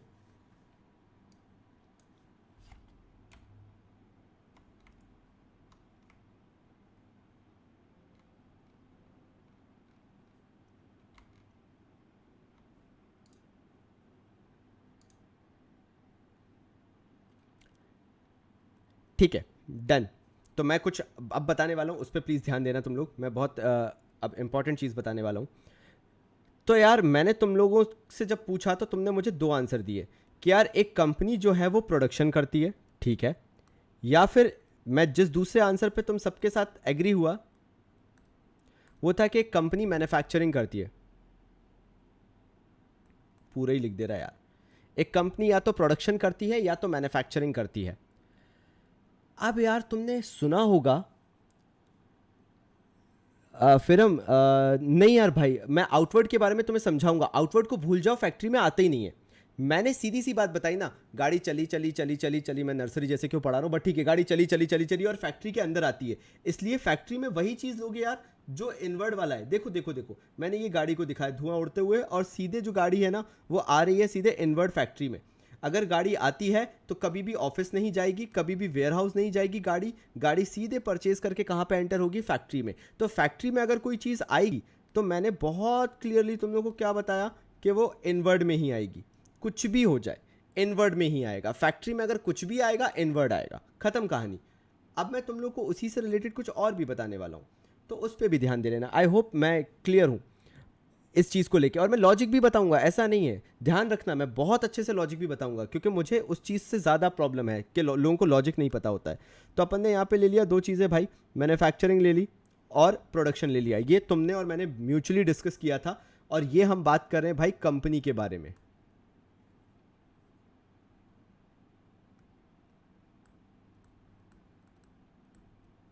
ठीक है भाई, ये कंपनी के बारे में अपन डिस्कशन कर रहे हैं कि कंपनी जो है या तो मैन्युफैक्चरिंग करती है या तो प्रोडक्शन करती है। अब बहुत क्लियरली बात ध्यान से सुनना, हर इंसान का अपना एक काम होता है। डॉक्टर पेशेंट को ऑपरेट करता है, मिलिट्री अगर अपना काम करती है तो बोलती है we have conducted an operation. Doctor अपना ऑपरेशन करता है, टीचर का पढ़ाना वो उसका अपना ऑपरेशन है। सब अपने आप में अपने काम को ऑपरेशन नाम दे सकते हैं। ऐसे ही बिजनेस जो है वो भी अपने काम को ऑपरेशन बोल सकती है। याद रखना, जो बिजनेस काम करता है वो भी अपने काम को ऑपरेशन बोल सकता है, क्योंकि जो इंसान काम करे वो ऑपरेशन बोलेगा, क्यों नहीं बोलेगा, क्या दिक्कत है उसे बोलने में। तो प्रोडक्शन बोलो, मैन्युफैक्चरिंग बोलो या ऑपरेशन बोलो, लेकिन हमारा अकाउंटिंग जो है ना वो नॉर्मल चीज़ें नहीं छूता। वो बोलता है प्रोडक्शन तो बहुत कॉमन है सुनने में, मैन्युफैक्चरिंग भी बहुत कॉमन है, तो हम ऑपरेशन की बात करेंगे। What ever business do, basically वो बोलते हैं कि जो भी बिजनेस करे वो बिजनेस ऑपरेशन कर रहा है, अपने बिजनेस प्रोडक्शन कर रहा है वो बिजनेस का ऑपरेशन है, बिजनेस मैन्युफैक्चरिंग कर रहा है वो भी बिजनेस का ऑपरेशन है। यानी what ever business is doing it's their operation. कशिश ने पूछा है प्रोडक्शन और ऑपरेशन में क्या डिफरेंस है। लिटरली कोई डिफरेंस नहीं है। मैन्युफैक्चरिंग कोर डाउन बिल्कुल वहीं तक आ जाता है कि गुड्स ही मैन्युफैक्चर कर रहे हो। प्रोडक्शन में यूटिलिटीज़ भी आ जाती हैं, तो अगर प्रोडक्शन की बात है तो थोड़ा वेग हो जाता है, लेकिन मैन्युफैक्चरिंग क्लियरली है कि कुछ आप आउटपुट प्रोड्यूस कर ही रहे हो। तो फिर से अगर मैं अकाउंटिंग टर्म में बात करूं, वेदर इट इज़ प्रोडक्शन और इट इज़ मैन्युफैक्चरिंग और इट इज़ ऑपरेशन, सब सेम है। यहां तक समझ में आया? क्योंकि मैं फिर कुछ और बताने वाला हूं। इसलिए बिजनेस जो है वो अपने आप को फिर से दो पार्ट में क्लासिफाई कर देता है यहाँ तक आने के बाद। और बिजनेस बोलता है कि भैया हम थोड़ा डिस्कस तो कर लें डिटेल में कि हम और क्या क्या कर सकते हैं। तो बिजनेस बोलता है इसके आगे कि ऑपरेशन जो है, मैं इसको ऐसे समझाता हूँ, पहले इसको हटाता हूँ। बिजनेस जो है वो बोलता है कि वॉट एवर वी डू वो कहलाएगी हमारी ऑपरेटिंग एक्टिविटी। जो हम कर रहे हैं प्रोडक्शन, ऑपरेटिंग एक्टिविटी, अगेन मैं बोलूंगा मैं बात कर रहा हूं प्रोडक्शन की।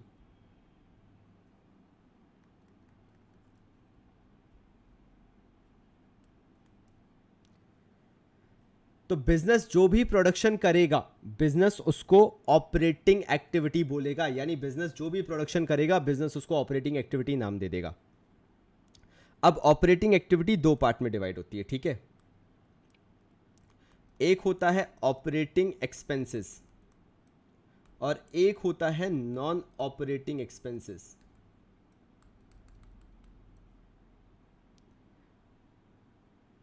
लिख लो जल्दी से, क्योंकि यहां से मैं थोड़ा सा कॉम्प्लिकेटेड करना चीज़ें चालू कर रहा हूं ताकि तुम लोगों को डिटेल में मैं चीज़ें सिखा सकूं। मैं बहुत प्यार मोहब्बत से आया हूं यहां तक, तो प्लीज़ यहां तक नोट डाउन करते चलना बहुत अच्छे से, क्योंकि ये चीज़ें तुम्हारी पूरी एनालिसिस को इतना स्ट्रॉन्ग कर देंगी जितना तुमने सोचा भी नहीं होगा। एंड बिलीव मी, तुम्हें रेशियोज के कभी भी फॉर्मूलेज याद करने की ज़रूरत नहीं पड़ेगी, ये मेरी गारंटी है। शुरुआत से आते हैं। एक बिजनेस अपना काम शुरू करता है प्रोडक्शन से। प्रोडक्शन को एक और नाम दिया जाता है मैन्युफैक्चरिंग। मैन्युफैक्चरिंग का नया नामकरण जो मैंने आज बताया वो है ऑपरेशन। कंपनी जो भी काम करती है, जो भी आउटपुट प्रोड्यूस करती है, कंपनी उसको नाम दे देती है ऑपरेशन। ये रहा, ध्यान से देख लेना कि कंपनी ने जो भी काम किया, कंपनी ने जो भी आउटपुट प्रोड्यूस किया, कंपनी ने उसको नाम दे दिया ऑपरेशन। अब ये ऑपरेशन को हम एक और तरीके से नाम दे सकते हैं और वो है हमारा ऑपरेटिंग एक्टिविटी। ये हमने उसको नाम दे दिया ऑपरेटिंग एक्टिविटी। फिर से मैंने तुम लोग को बताया कि ऑपरेशन ही है और कुछ नहीं है। तो ऑपरेटिंग एक्टिविटी के अंदर, वाओ ध्यान से देखिए, मैंने लिखा ऑपरेटिंग एक्सपेंसेस और नॉन ऑपरेटिंग एक्सपेंसेस। अब यार ये नॉन ऑपरेटिंग एक्सपेंसेस तो ऑपरेटिंग है ही नहीं। तो यही तो मैं बताना चाहता हूँ कि ज़रूरी नहीं है कि बिजनेस हमेशा ऑपरेटिंग खर्चे ही करे। हो सकता है कई बार बिजनेस वो खर्चे भी करे जो ऑपरेशन से रिलेटेड ही नहीं है। मेरा भाई पैसे कमाने का मुख्य जरिया है कि मैं टीचिंग करता हूं, माय ऑपरेटिंग इनकम।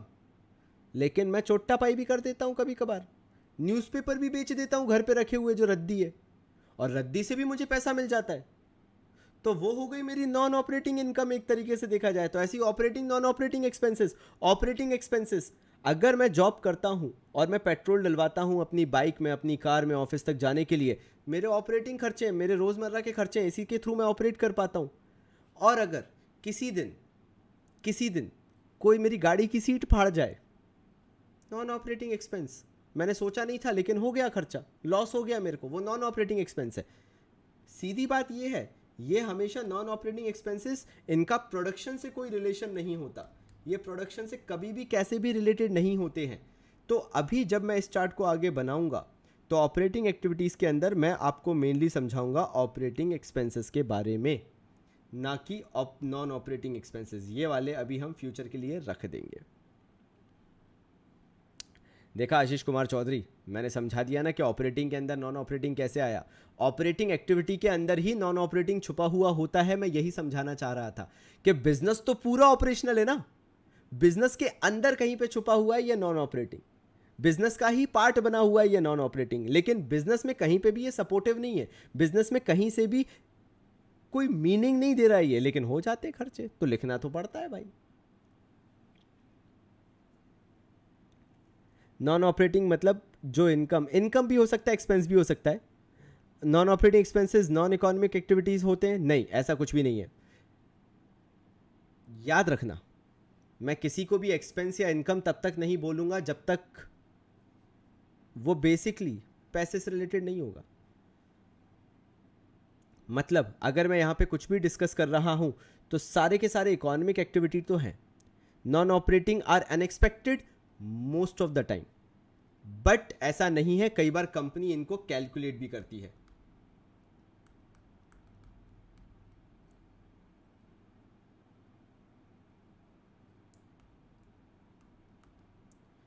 कई बार कंपनीज इनको कैलकुलेट भी करती है। मैं उसके बारे में खैर अभी डिटेल में बताऊंगा, ही तो काय को टेंशन ले रहा हूँ, मैं हूं ना यहाँ पे, काय को टेंशन ले रहा हूँ। अभी पहले आगे मैं ऑपरेटिंग एक्सपेंसेस बता देता हूँ, उसके बाद bad debt is operational, not non operational, bad debt is operating. वो भी क्यों, वो समझ में आ जाएगा, मेरे साथ चलते चले जाओ। Depreciation is non operating, again no comment. Sagarika, इसके बारे में बताऊंगा। जो तुम लोग पूछ रहे हो, believe me if I am taking online classes I know तुम्हारे क्या क्या डाउट्स हो सकते हैं, और मैं हर वो चीज़ क्लियर करूंगा। बस 2 मिनट के लिए मेरी बात सुन लो, अच्छे से सुन लो, सब समझ में आ जाएगा। माही, अगेन मैंने क्या बोला, थोड़ा सा वेट करो, मैं डोनेशन के बारे में बता दूंगा, प्रोविजन के बारे में बता दूंगा, सब बताऊंगा, थोड़ा सा रुको। सो यार ऑपरेटिंग एक्सपेंसेस की बात करते हैं। अब ऑपरेटिंग एक्सपेंसेस 2 तरीके से कन्वर्ट हो गए, एक तो हमारी फैक्ट्री और दूसरा हमारा वेयरहाउस एंड ऑफिस। अब मैंने फैक्ट्री को अलग क्यों रखा और वेयरहाउस और ऑफिस को अलग क्यों रखा, क्योंकि फैक्ट्री जो है, मैं तुम लोग को अभी सिखाया था कि फैक्ट्री डायरेक्टली रिलेटेड होती है ऑपरेशन से। तो मैं इसको लिख भी सकता हूं, अगर तुम लोग बोलोगे तो भाई मैं वो भी लिख दूंगा। जो फैक्ट्री होती है वो डायरेक्टली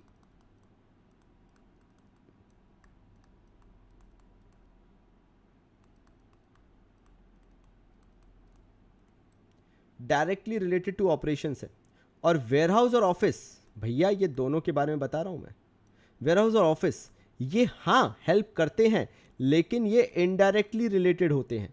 मतलब इनके बिना ऐसा नहीं कि काम चल जाएगा, इनके बिना कभी भी काम नहीं चल सकता, इनका भी होना उतना ही ज़रूरी है वेयरहाउस और ऑफिस का, लेकिन वो इनडायरेक्टली रिलेटेड होते हैं। किससे, मैं वो भी लिख देता हूं ताकि आपको दिक्कत ना हो, आप भी अपनी कॉपी में लिख लें। इनडायरेक्टली रिलेटेड टू ऑपरेशंस, क्योंकि भाई डायरेक्ट तो एक ही हो सकता है, बाकी रिलेशन इनडायरेक्ट ही होगा, चाहे कुछ भी कर लो। मैं यहां पे दिखा देता हूं ताकि तुम लोग नोट कर लो, याद रख लेना, मैं फिर से बोल दे रहा हूं। डायरेक्ट तो सिर्फ एक ही हो सकता है, ऐसा नहीं तू भी डायरेक्ट, तू भी डायरेक्ट, तू भी सब डायरेक्ट हो गए, नहीं भाई बिल्कुल नहीं।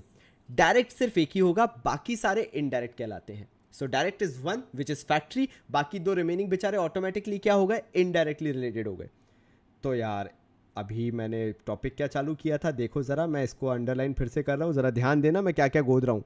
मैं एक्सपेंसेस को यहाँ पे बहुत अच्छे से हाईलाइट कर रहा हूँ। मैं एक्सपेंसेस की बात कर रहा था, एक्सपेंसेस फैक्ट्री में भी होते हैं, ये मैंने टिक लगाया। जो एक्सपेंसेस हैं फैक्ट्री में भी होते हैं, और वही एक्सपेंसेस वेयरहाउस और ऑफिस में भी होते हैं, दोनों जगह होते हैं। फैक्ट्री में होने वाले खर्चे डायरेक्टली रिलेटेड होते हैं, तो मैं कह सकता हूँ कि फैक्ट्री के जो खर्चे हैं वो डायरेक्ट एक्सपेंसेस होंगे। और भाई ये भी सुन लेना कि जो हमारे वेयरहाउस हैं और हमारा जो ऑफिस है, ये देख लो यहाँ पे वेयरहाउस और ऑफिस जो है, क्योंकि वो इनडायरेक्टली ऑपरेशन से रिलेटेड हैं, तो वो कौन से खर्चे होंगे मैं लिख के बस ऐसे ही छोड़ रहा हूँ, तुम लोग मुझे बताओगे तो मैं फिल कर दूंगा। मैं एक्सपेंसेस लिख दे रहा, लेकिन मैं ये नहीं लिख रहा कि वो कौन से एक्सपेंसेस कहलाएंगे। माही ने बिल्कुल सही आंसर दिया है, sir it is because warehouse and office affect नहीं करते आउटपुट को। बिल्कुल सही कहा, वो डायरेक्टली अफेक्ट किसी तरह नहीं करते आउटपुट को। जल्दी बताओ यार, जो ये वेयर हाउस हो गया या ऑफिस हो गया, ये इनडायरेक्टली रिलेटेड होते हैं ऑपरेशन से, तो यहाँ पे होने वाले खर्चे जो वेयर हाउस में खर्चे हो रहे हैं, जो ऑफिस में खर्चे हो रहे हैं, वो कौन से खर्चे हुए? मैं वेट कर रहा हूँ भाई, मैं वेट कर रहा हूँ। हाँ हाँ ठीक है भाई, क्या बात है। अरे वाह, ठीक है, सबने बोल दिया तो बाबा जी ने लिख दिया भाई, वो कहलाते हैं हमारे इनडायरेक्ट एक्सपेंसेस। मज़ा ही आ गया। तो यानी कितनी सारी चीज़ें सीख ली, तुम लोगों को पता भी नहीं होगा, लेकिन हमने छोटी छोटी चीज़ें बहुत सारी यहाँ पे सीख ली है। तो यार पहली चीज़ तो मैंने तुम लोगों को जो बताई है वो वहाँ से शुरू होती है।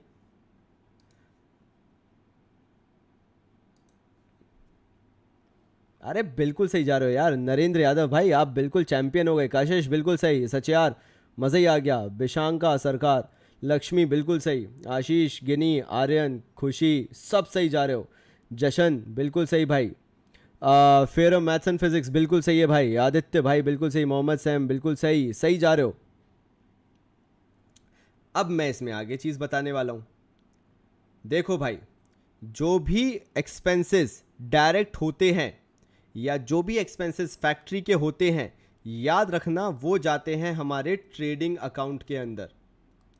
और जो भी हमारे इनडायरेक्ट एक्सपेंसेस होते हैं, मतलब जो वेयर हाउस और ऑफिस के एक्सपेंसेस होते हैं, वो हमारे जाते हैं प्रॉफिट एंड लॉस अकाउंट के अंदर। लिख लो इस चीज़ को। सिर्फ फैक्ट्री के खर्चे, मतलब माइंड में कभी भी इमेजिनेशन आए तो ये वाला तुम्हें बिल्कुल बाबा जी की गंदी सी ड्राइंग दिमाग में आ जानी चाहिए कि बाबा जी ने बताया था फैक्ट्री के अंदर, मैं यहां पे लिख रहा हूं, तुम लोग भी अपनी ड्राइंग के अंदर लिख लेना, फैक्ट्री यानी trading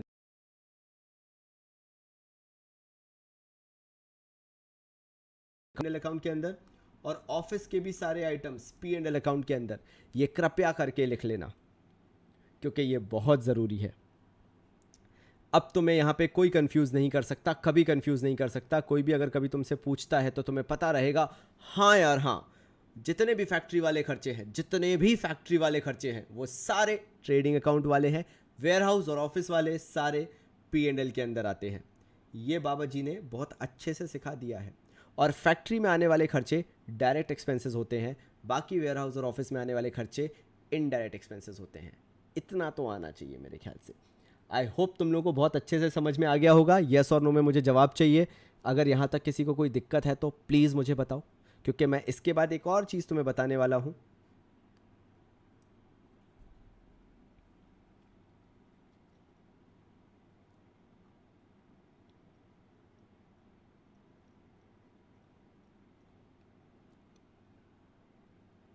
Aviraj, purchase of machine asset होता है, हम अभी सिर्फ बात कर रहे हैं प्रोडक्शन की अविराज। तो यार बिल्कुल ध्यान दो, अभी हम मशीन की बात नहीं करेंगे, लैंड प्लांट फर्नीचर की बात नहीं करेंगे, बिल्डिंग की बात नहीं करेंगे, क्योंकि ये सारे एसेट्स हैं। हम एसेट्स की बात थोड़ी ना कर रहे हैं, हम तो पार्ले जी के बिस्किट प्रोड्यूस करने की बात कर रहे हैं। हमने बात की है सिर्फ पार्ले जी प्रोड्यूस करने की, कि वो मशीन बिल्डिंग प्लांट लैंड के थ्रू हम जो पार्ले जी बना रहे हैं ना भाई, वो उसकी बात कर रहे हैं भाई। हम पार्ले जी के प्रोडक्शन की बात कर रहे हैं, तो हम उसी से रिलेटेड बात करेंगे। Raunak thank you so much भाई यार। Sakshi thank you so much. सचियार थैंक यू भाई। उदय प्रकाश पांडे भाई थैंक यू सो मच भाई, थैंक यू सो मच। तो मैं आगे तुम्हें कुछ बड़ा अच्छा बताने वाला हूँ, ताकि तुम लोगों को भी और थोड़ा सा मज़ा आ जाए और लगे यार कि हाँ आज पढ़ाई तो अच्छी हुई है। तो भाई देखो यार, मैंने तुम्हें ये चीज़ तो बता दी कि यार खर्चे जो होते हैं वो डायरेक्ट एक्सपेंसेस होते हैं और इनडायरेक्ट एक्सपेंसेस होते हैं, लेकिन अभी तक मैंने इनकम के बारे में कोई डिस्कशन नहीं किया यार। तो चलो यार इनकम के बारे में डिस्कशन कर लेते हैं।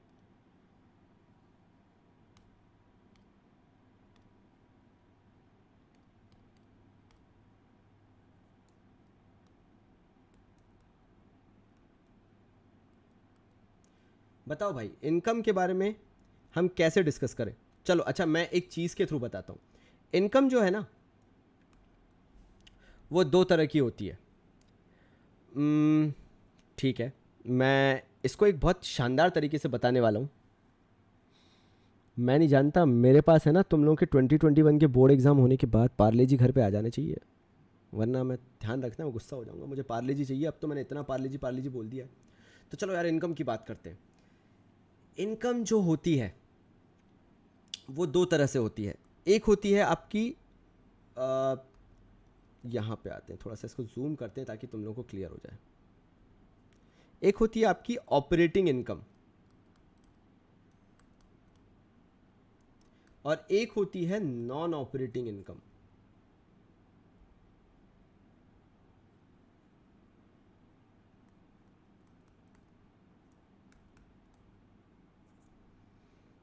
ठीक है भाई, तो कोई मुझे बताएगा ऑपरेटिंग इनकम कौन सी होती है?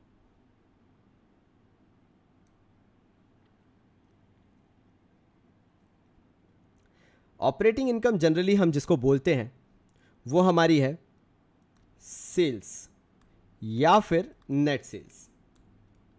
और नॉन ऑपरेटिंग इनकम इसके अलावा कोई भी इनकम हो जाए, any other income, commission received, rent received, जो भी रिसीव हुआ कोई फर्क नहीं पड़ता, gain on sale of fixed assets वगैरह हो गया, कोई भी किसी भी तरह की इनकम हो जाए इसके अलावा, वो सारी की सारी इनकम नॉन ऑपरेटिंग इनकम होगी। ऑपरेटिंग इनकम सिर्फ एक है, मैंने बोला ना, जैसे डायरेक्ट एक्सपेंस फैक्ट्री के यानी डायरेक्टली रिलेटेड फैक्ट्री है तो बाकी सारा इनडायरेक्टली रिलेटेड है। ऐसी ऑपरेटिंग इनकम अगर नेट सेल्स है तो बाकी सारी इनकम नॉन ऑपरेटिंग कहलाएंगी। कुछ भी हो जाए, यानी नेट सेल्स ऑपरेटिंग इनकम है। अब अगर नेट सेल्स ऑपरेटिंग इनकम है तो आपको यह भी पता होना चाहिए कि जो भी ऑपरेशन से रिलेटेड होता है, मैंने बताया था, मैं यहां पे लिख भी देता हूं, जो भी ऑपरेशन से डायरेक्टली रिलेटेड होता है वो कहां जाता है, बताओ, मैं यहां पे लिख देता हूं, मैं वेट कर रहा हूं तुम सबका ही, मैंने ये इतना लिख के छोड़ दिया। ऑपरेटिंग इनकम होती है नेट सेल्स, ऑपरेटिंग इनकम यानी प्रोडक्शन से रिलेटेड। प्रोडक्शन से रिलेटेड कैसे होगी? डायरेक्टली रिलेटेड भाई। Net sales is directly related to production, because again आप प्रोडक्शन से जो कमाते हो वो सेल्स ही है। तो ये कहां जाना चाहिए? फैक्ट्री में, वेयर हाउस में या ऑफिस में? सेल्स कहां से एसोसिएटेड होना चाहिए? मृदुल सिंगला ने पूछा है sale on fixed asset is a non operating income. नहीं, gain on sale of fixed asset is a non operating income. Interest on drawings अभी डिस्कस नहीं करेंगे क्योंकि तुम लोग कंफ्यूज हो गए, मैं बताऊंगा बिल्कुल। फिर हम मैथ्स एंड फिजिक्स, मृदुल भाई सब गलत है थोड़े से, उन्होंने लिखा है सेल, सेल को नहीं लिया जाता, गेन या लॉस को लिया जाता है। ट्रेडिंग अकाउंट, ट्रेडिंग अकाउंट यानी नेट सेल्स रिलेटेड होती है फैक्ट्री से, यानी जो आपने बोला ट्रेडिंग अकाउंट, तो मैं उसके अंदर यहाँ पे लिख भी देता हूँ भाई कि ये ट्रेडिंग अकाउंट का पार्ट है। चलो भाई, मज़ा ही आ गया। तो आज मैंने तुम्हें इतनी सारी चीज़ें क्लियर कर दी भाई, और तुम्हें आई होप क्लियर हो गया होगा कि क्या क्या चीज़ें तुम्हें याद रखनी है।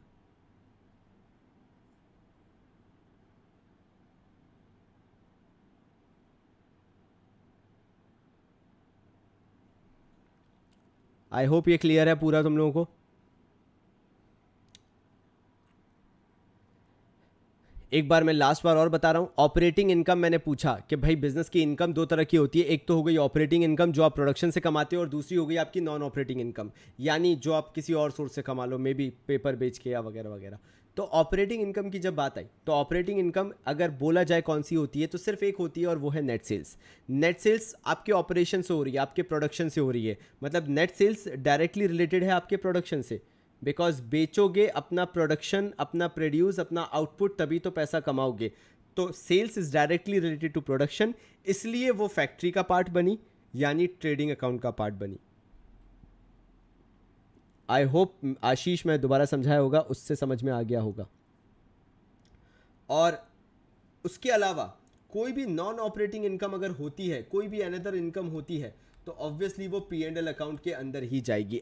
मतलब any other income from any other source will be a part of P&L account only. I hope ये क्लियर हो गया होगा बहुत अच्छे से। तो भाई आगे बढ़ते हैं इसमें। अब मुझे इसमें एक और पेज लेना पड़ेगा क्योंकि मैं इसमें चीज़ें थोड़ी सी समअप करूं ताकि तुम लोगों को चीज़ें समझ में आए। फाइनली जो हमने किया है वो ये किया है, एक पार्ट बनाया हमने फैक्ट्री, और दूसरा पार्ट हमने बनाया वेयर हाउस एंड ऑफिस। ये हमने पार्ट बनाया। फैक्ट्री को मैंने बोला कि फैक्ट्री रिलेटेड होती है डायरेक्टली, देखते जाना, और वेयर हाउस और ऑफिस रिलेटेड होते हैं इनडायरेक्टली। अब फैक्ट्री जो डायरेक्टली रिलेटेड होती है, यानी ये डायरेक्टली रिलेटेड होती है ऑपरेशन से, और warehouse and office indirectly related again होंगे तो इनडायरेक्टली रिलेटेड ऑपरेशन से ही, क्योंकि वेयर हाउस और ऑफिस का कोई काम नहीं है जब तक आप ऑपरेशंस ही नहीं कर रहे हो। ऑपरेशंस मतलब प्रोडक्शन नहीं कर रहे हो, मैन्युफैक्चरिंग नहीं कर रहे हो, सिंपल सी बात है। दोनों ही ऑपरेशंस रिलेटेड है, बात इतनी सी है, एक डायरेक्टली रिलेटेड है तो दूसरा इनडायरेक्टली रिलेटेड है। जब मैं इसमें आगे बढ़ता हूं तो ऑपरेशन से रिलेटेड अगर ये हैं तो इसके अंदर एक्सपेंसेस भी होंगे और इसके अंदर इनकम भी होंगी। तो भैया जो फैक्ट्री के अंदर डायरेक्टली ऑपरेशंस होते हैं उनके एक्सपेंसेस जो होते हैं वो मैंने आपको बता दिए, परचेजेस होते हैं, जो ऑलरेडी है उसको नाम दिया जाता है ओपनिंग स्टॉक। रिवाइज करवा रहा हूं पूरा भाई, देख लो ताकि तुम्हें याद रहे। उसके बाद वेजेस पहले आती हैं, क्यों आती हैं मैं तुम लोगों को बता चुका हूं। सैलरीज बाद में क्यों आती हैं वो भी मैंने तुम्हें बता दिया है। फ्रेट वगैरह लिया जाता है या कैरियज वगैरह लिया जाता है तो वो दोनों के दोनों इनवर्ड लिए जाते हैं। ये भी मैं तुम लोगों को बता चुका हूँ कि फ्रेट और कैरियर जो है वो इनवर्ड क्यों लिया जाता है। मतलब यहाँ तक तो पिक्चर बिल्कुल क्लियर चल रही है। अब उसके बाद इसके अंदर कोल, फ्यूल, गैस, पार, ये सारी चीज़ें भी आती हैं। एक और चीज़ है ऑक्ट्रॉय, भाड़ा ही है, याद रख लो अगर लिखने के लिए ध्यान रखो। और पार ली जाती है, बिल्कुल सही। इलेक्ट्रिसिटी नहीं ली जाती है। याद रखना कभी भी कुछ भी हो जाए आपको इलेक्ट्रिसिटी को ट्रेडिंग में नहीं लेना है।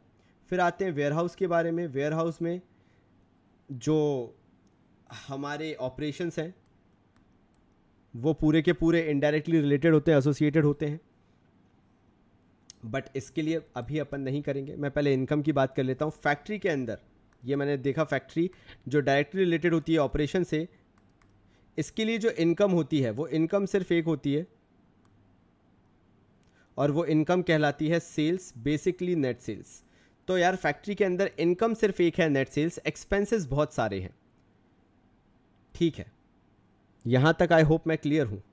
अब एक लास्ट चीज मैं बताने वाला हूं, और ये वो डिफरेंट चीज है जो तुमने किसी और से नहीं सुनी होगी, ये मैं गारंटी दे सकता हूं, क्योंकि वो परसेप्शन कभी किसी ने सोचा ही नहीं है। तो वो मैं बना के ही बता देता हूं। जब भी हमने ट्रेडिंग अकाउंट बनाया, ये मैंने लिखा ट्रेडिंग अकाउंट, और जब भी हमने ट्रेडिंग अकाउंट बनाया हमने टू साइड पे तो सब लिख दिया भाई, और बहुत अच्छे से लिखा, ऐसा नहीं है, बड़े अच्छे से। जैसे टू लिखा हमने सबसे पहले ओपनिंग स्टॉक। मुझे पूरा बना के बताना पड़ेगा वरना तुम लोगों को समझ में नहीं आएगा, तो सॉरी, थोड़ा सा बियर कर लेना। फिर आएगा परचेजेस, फिर आएगा वेजेस एंड सैलरीज,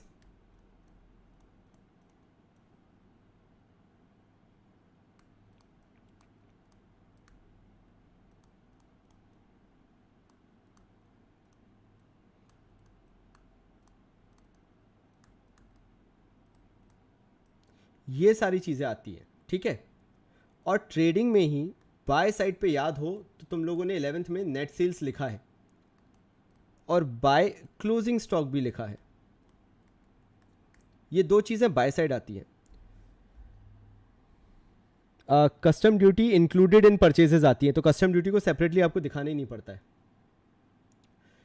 तो यार मैं बस तुमसे एक सवाल कर रहा हूं कि यार क्लोजिंग स्टॉक बाय साइड पे क्यों आता है? ठीक है, ऑल एक्सपेंसेस आर डेबिटेड, तो ट्रेडिंग में डेबिट साइड सारे खर्चे आ गए।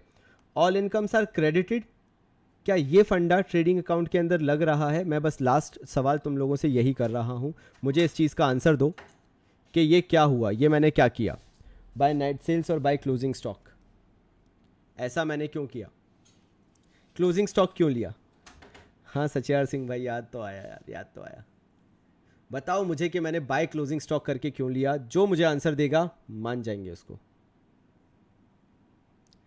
बाय सेल्स फिर नेट से नहीं, अभी तो अपन एग्जांपल ले रहे हैं यार, वो तो 11th में गया, वो तो सोल प्रोपराइटर के अकाउंट बनाए थे तुम। अभी तो मैं सिर्फ तुम्हें समझाने के लिए नेट सेल्स लिख रहा हूँ। Closing stock minus opening stock minus net purchases used up material, material consumed कहलाता है वो, स्टॉक कंज्यूम्ड या material consumed.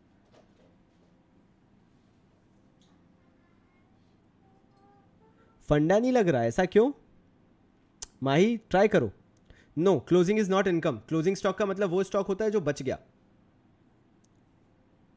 Cause it remained. तो फिर सेल्स इनकम नहीं होनी चाहिए इस हिसाब से, तो एडजस्टमेंट में होने से कोई दिक्कत नहीं होती। मैं तो पूछ रहा हूं क्लोजिंग स्टॉक को बाय साइड क्यों लिया गया? It has to be directed by, because नहीं, गलत। It is raw material for the next year. कैसे पता कि नेक्स्ट ईयर के लिए रॉ मटेरियल ही है, फिनिश्ड नहीं है? कार्तिक भी जंप कर गए। नहीं कार्तिक, थोड़े सही हो थोड़े गलत हो तुम भी। Sale after product is ready, क्यों? कि अगले साल के लिए ओपनिंग है, रॉ मटेरियल वो डायरेक्टली कनेक्टेड है। सबके थोड़े थोड़े सही आंसर है, थोड़े थोड़े गलत आंसर है, लेकिन इसका कुछ एक पैराग्राफ में एक्सप्लेनेशन है, और वो एक्सप्लेनेशन मैं तुम्हें बहुत अच्छे से समझाता हूँ। ट्रेडिंग अकाउंट जो है ना, ट्रेडिंग अकाउंट इनकम कभी बताता ही नहीं है। जो ग्रॉस प्रॉफिट के थ्रू बताने की कोशिश की जाती है that is good, well and good, मैं समझता हूँ, जो आपका 2 ग्रॉस प्रॉफिट करके आ जाता है। लेकिन ट्रेडिंग अकाउंट जो पिक्चर पोर्ट्रे करता है वो ये करता है कि देखो भाई ये तो रहा मेरा खर्चा, ठीक है, ये मेरा खर्चा हो गया, ओपनिंग स्टॉक से लेके कैरी एज इनवर्ट तक मेरा पूरा खर्चा हो गया। उसके बाद जब उनसे ऑडिटर सवाल करेंगे, जब उनसे पूछा जाएगा, कोई बाहर का इंसान आएगा बुक्स ऑफ अकाउंट्स चेक करने के लिए, तो वो पूछेगा कि आपने जो इतना खर्चा कर दिया, ये जो पूरा खर्चा किया भाई, हमें बताओ इसका नेट आउटपुट क्या निकल के आया, नेट क्या हुआ इसका फाइनली। तो आप बोलोगे भैया जी ये जो है ना, इतना हमारा बिक गया, इतना हमारा बच गया। दिस इज द पाप पुण्य का लेखा जोखा for all the expenses that you have incurred. ये उसका लेखा जोखा है, इसलिए क्लोजिंग स्टॉक को सेल्स के साथ लेना पड़ता है, बिकॉज हम बताते हैं कि this is what we have sold in the market and the remaining is the closing stock. I hope तुम्हें क्लियर हुआ होगा। मैं क्योंकि फिर से लिखने वाला हूं, वरना तुम लोगों को बहुत हौच पौच में हो जाएगा और तुम बोलोगे यार बाबा जी कुछ समझ में नहीं आ रहा।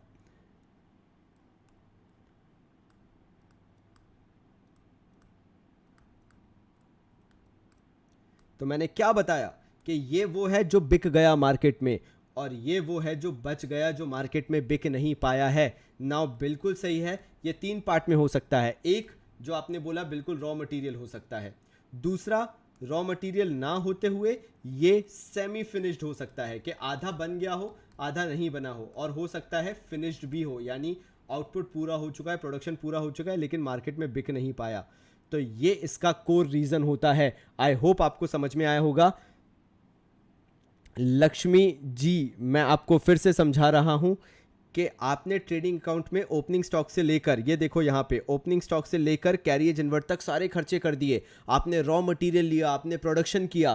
तो जब ऑडिटर की टीम, कोई चेक करने टीम पहुंची, बाहर से सरकार ने किसी टीम को भेजा कि जाओ चेक करो ये लोग सही काम कर रहे हैं या नहीं, तो जब आप वो लोग वहाँ पे पहुँचे, आपके ऑफिस में पहुँचे, आपके बिजनेस में, फैक्ट्री में देखा, तो आपने उनको हिसाब दिया, सरकार जो हमने ये करोड़ों का खर्चा किया है ना, ओपनिंग स्टॉक से लेके कैरी एज इनवर्ट तक के खर्चे किए हैं, इसमें से नेट सेल्स ये बता रहा है कि इतना हमने मार्केट में बेच दिया है, और क्लोजिंग स्टॉक वो बता रहा है जो हमारे पास अभी बच गया है। तो नेट सेल्स हमारी हो गई इनकम एंड क्लोजिंग स्टॉक हो गया हमारा एसेट। जो पैसा मिल गया वो इनकम, जो नहीं मिला वो एसेट। ये तो फंडा तुम लोग को पता होना चाहिए, नहीं पता तो मैं बता देता हूँ। जैसे हमारा होता है accrued income. Accrued income asset क्यों होता है? क्योंकि अक्रूड इनकम वो इनकम होती है जो हमने अर्न तो कर ली है लेकिन पैसा रिसीव नहीं हुआ है, तो इनकम इनकम हो गई, नहीं हुई अभी तक इनकम तो बन गया हमारा एसेट। देखो कहाँ से कहाँ जोड़ दिया मैंने, वहाँ पे तुम्हें अक्रूड इनकम तक जोड़ दिया। तो closing stock is are left over stock. Now left over stock can be raw material, can be semi finished, can be finished good, कुछ भी हो सकता है, और वो हमारा क्लोजिंग स्टॉक होता है। ये हमारा एसेट होता है क्लोजिंग स्टॉक, और नेट सेल्स हमारी इनकम होती है। फेरम मैथ्स एंड फिजिक्स ने बोला है in short it is production which is unsold. बिल्कुल सही भाई, फेरम मैथ्स बिल्कुल सही बोल रहे हो। ये वो परचेजेस है जो बेचा नहीं गया हमसे। माही बिल्कुल सही है, चाहे परचेजेस से नहीं बेचा गया हो, चाहे ओपनिंग स्टॉक का बच गया हो, किसी का भी बच गया हो, बचा हुआ क्लोजिंग स्टॉक है। आई होप आपको क्लियर हो गया होगा ये बहुत अच्छे से। मैंने पूरी कोशिश की है कि आपको ये क्लियर हो गया हो। कोई दिक्कत है तो बताओ, क्लियर है तो यस मेरे पास चैट आ जाना चाहिए। अगर आप लोगों को क्लियर हो गया है तो कृपया करके यस टाइप कर दीजिए। I am waiting for you all.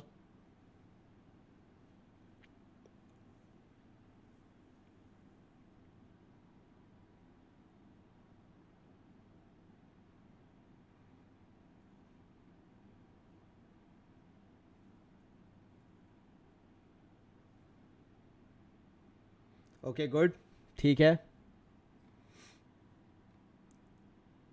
बचा हुआ माल है, बिल्कुल सही कहा रूपांशु भाई, बिल्कुल सही। क्या बात है यार, सबके मैसेज आ गए मेरे पास हैं, सबके रिप्लाई आ गए। बिल्कुल सही जा रहे हैं, बिल्कुल सही जा रहे हैं, बिल्कुल सही जा रहे हैं। तो चलो यार, मोहम्मद सैम ने सर पर क्रेडिट क्यों हुआ? ठीक है, मोहम्मद ने पूछा है क्रेडिट क्यों हुआ, तो भाई मेरा काम है मोहम्मद भाई का रिप्लाई देना।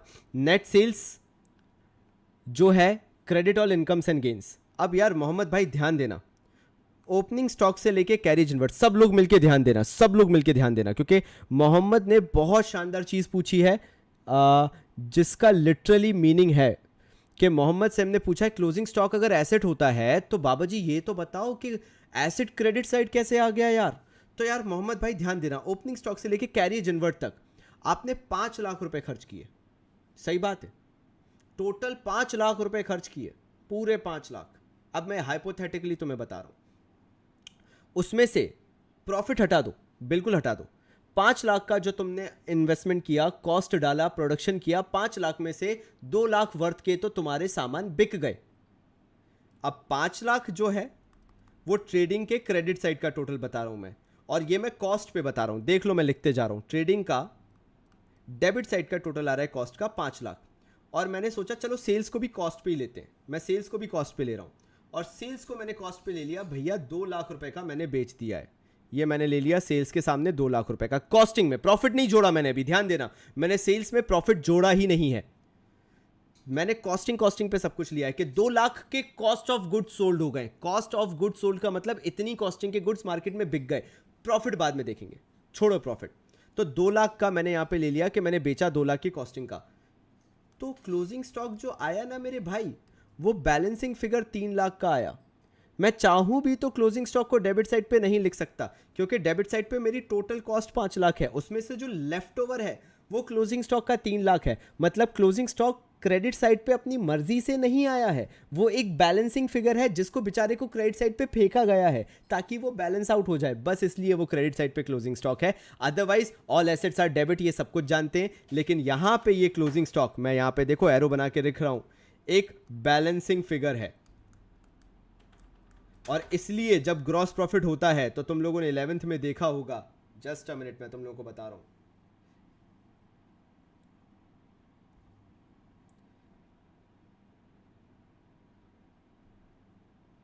तुम लोगों ने 11th में देखा होगा, जब तुम्हें ग्रॉस प्रॉफिट होता है तो तुम लोग 2 ग्रॉस प्रॉफिट करके लिखते थे 11th में। Again the reason is because gross profit balancing figure होता था। आई होप मैं अब क्लियर हो गया होऊंगा कि क्लोजिंग स्टॉक तुम्हारा क्रेडिट साइड पे कैसे आया है, बिकॉज अगेन वो एक बैलेंसिंग फिगर की तरह ट्रीट होता है, और तभी ये बैलेंसिंग फिगर होने के कारण वो एक एडजस्टमेंट की तरह काम करता है। शायद ये तो तुम्हें 11th में भी नहीं पता होगा कि क्लोजिंग स्टॉक अपने आप में एडजस्टमेंट क्यों होता था, इसका ये बेसिक रीज़न होता है। माही ने बिल्कुल सही बोला। आई होप मैं क्लियर हूँ इस चीज़ को लेकर भी फाइनली। मोहम्मद भाई अगर आपको समझ में आ गया है तो कृपया करके प्लीज़ यस टाइप कर देना, बिकॉज आपका क्वेश्चन वाकई में बहुत अच्छा था। मैं फाइनली सबके रिस्पॉन्स का वेट कर रहा हूँ। Mohammed thank you so much यार ब्रदर, आपको समझ में आ गया, थैंक यू सो मच। बस वही ज़रूरी है, बाकी सब तो ठीक है।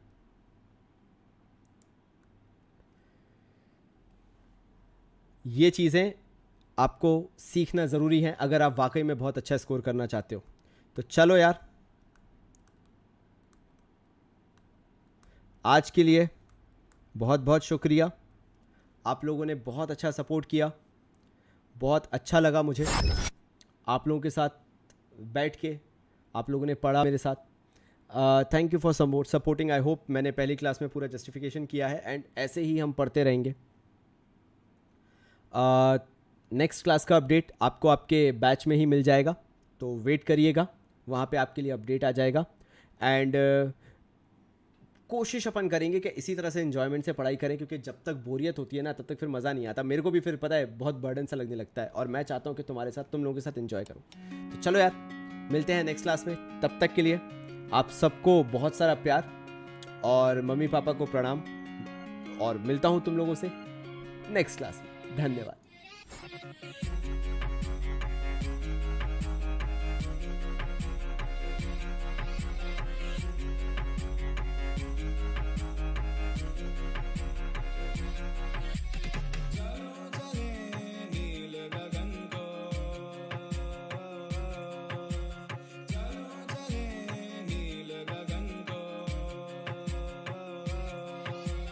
उड़ कर चले कर श्वेत